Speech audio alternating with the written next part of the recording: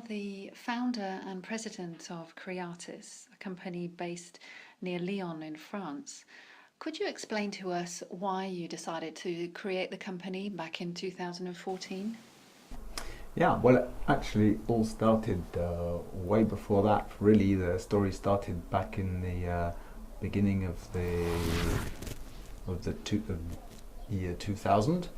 Plus, when we were, as eco-toxicologists, relying quite heavily on information on environmental chemistry and ecotoxicity, but mostly on predictions because we didn't have so much data.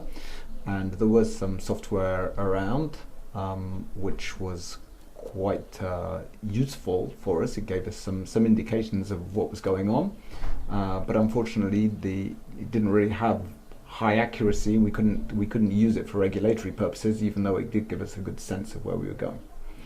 So it took several years before I actually started to believe in QSARs, and that really came from a working group which we did with an industry working group with Acetoc, and there we started working on chemical activity, which was something proposed by a rather well-known environmental chemist called Don Mackay. And using those principles, we realized that looking at higher quality studies, we could get very good relationships to occur with QSARs.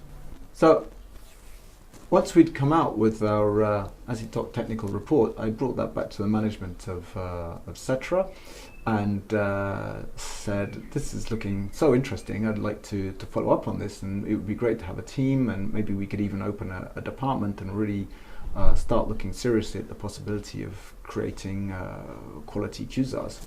And the managing director at that time, Pierre Pontal, he said, well, why not start a company?